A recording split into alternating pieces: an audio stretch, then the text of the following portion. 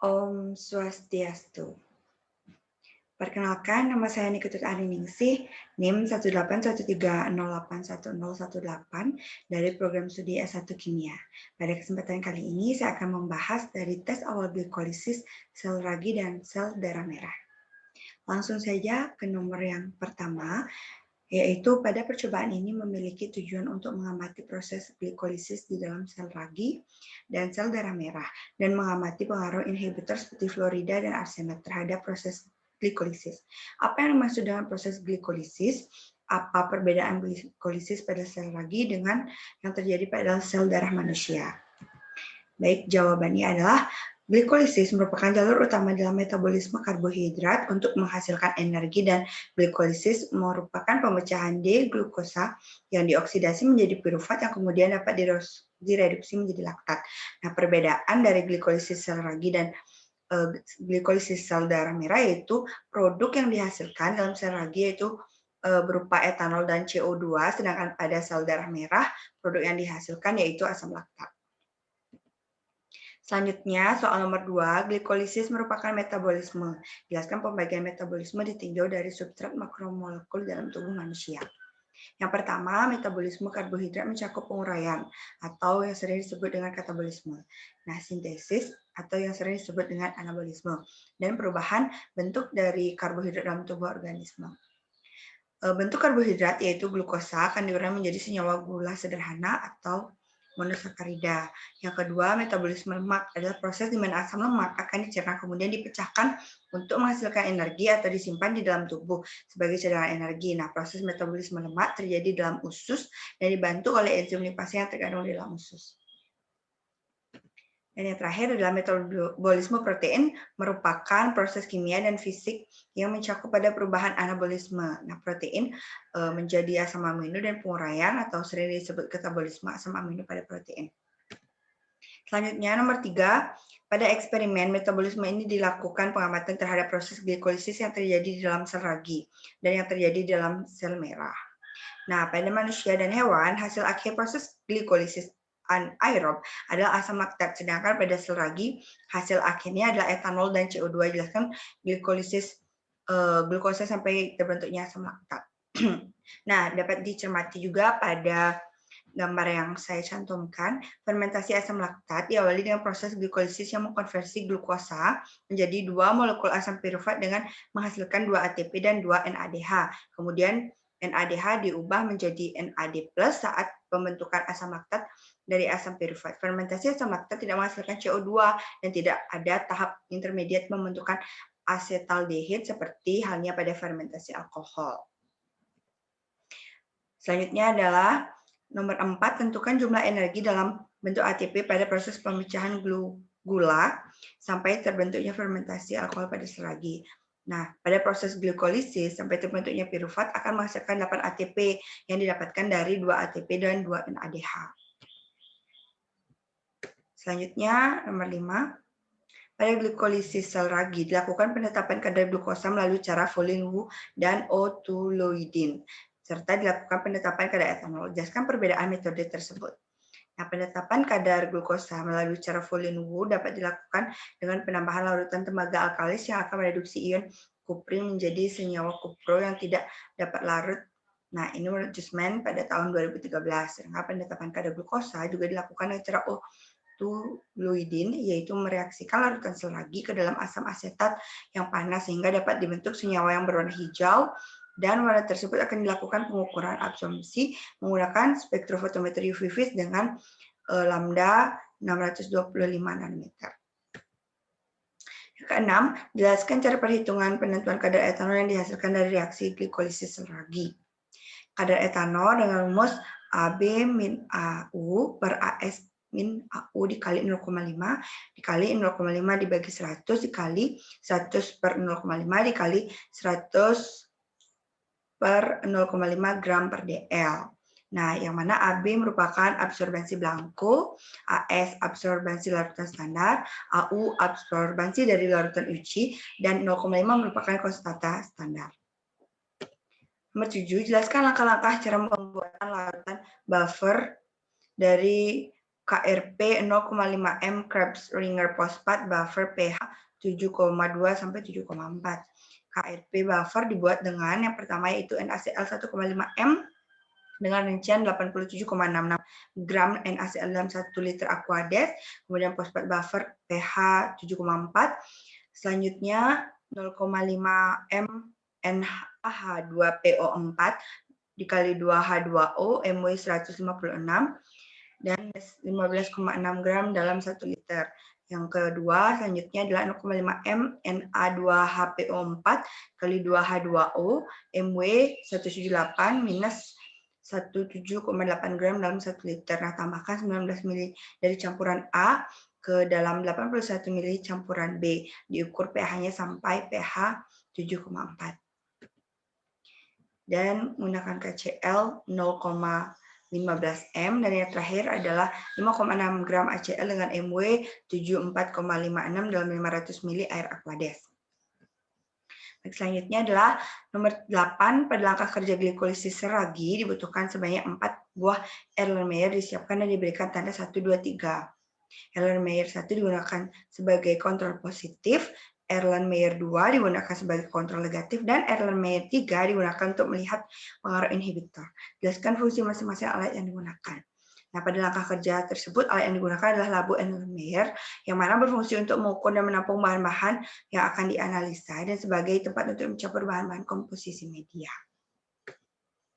Nomor 9, dalam percobaan ada tahap campuran yang telah didiamkan selama 15 menit, kemudian diukur kadar glukosa dan kadar etanol terkandung dalam campuran tersebut. Nah, mengapa fungsi pendiaman selama 15 menit? Nah, fungsinya adalah tabung bereaksi yang telah berisi campuran didiamkan pada suhu kamar bertujuan untuk mengoptimalkan reaksi glikolisis selagi. Nomor 10, dalam langkah-langkah ada perlakuan sebagai berikut. Larutan dikromat diambil dan dimasukkan ke dalam labu 25 ml, crucible dibilas dengan Aquades dan hasil bilasan tersebut dimasukkan ke dalam tabung dan diencerkan hingga 25 ml. Jelaskan tujuan langkah ini. Nah, tujuan dari crucible dibilas dengan Aquades dan hasil bilasan tersebut dimasukkan ke dalam tabung dan diencerkan ini agar tidak terdapat sisa dari larutan asam dikromat pada crucible, yang mana untuk mencegah terjadinya ketidaktepatan pada hasil atau agar tidak mempengaruhi hasil dari pengukuran absorbansi. Selanjutnya yang nomor 11, mengapa pada proses glikolisis di di dalam sel darah merah dihasilkan laktat dan bukan piruvat? Jelaskan jawaban saudara. Nah, karena pada proses glikolisis di dalam sel darah terjadi glikolisis anaerob atau ketika kondisi oksigen tidak mencukupi untuk menjalani proses aerob, sehingga dilaksanakan atau hasilnya asam laktat. Nah, apabila terjadi glikolisis aerob, maka yang dihasilkan yaitu asam piruvat. Nomor 12, sebutkan parameter-parameter yang diamati dalam percobaan ini untuk menunjukkan terjadinya metabolisme. Parameternya yaitu kadar glukosa dan kadar produk seperti etanol yang dihasilkan dari proses glikolisis. Nomor 13, jelaskan mekanisme kerja fluorida dan arsenat dalam menghambat glikolisis. Nah, penambahan fluorida bekerja dengan cara ion fluorida menginhibisi enolase. Enzim yang membutuhkan ion magnesium dengan cara membentuk kompleks molekul antara fosfat inorganik membentuk magnesium fosfat. Penambahan arsenat akan menghambat glikolisis dengan membentuk 1 arseno 3 fosfogliserat oleh enzim gliserdahida 3 fosfat dihidrogenase sehingga menginterferensi pembentukan ATP pada tingkat substrat. Nah, pada langkah tersebut yang terjadi seharusnya yaitu gliseraldehid 3 fosfat menjadi 1,3 difosfogliserat, namun yang terjadi yaitu 1 arseno 3 fosfogliserat. Nomor 14, jelaskan langkah-langkah percobaan glikolisis dalam sel ragi dan sel darah merah. Yang pertama, pada glikolisis sel ragi sebanyak 4 buah Erlenmeyer disiapkan dan diberikan tanda 1, 2, 3.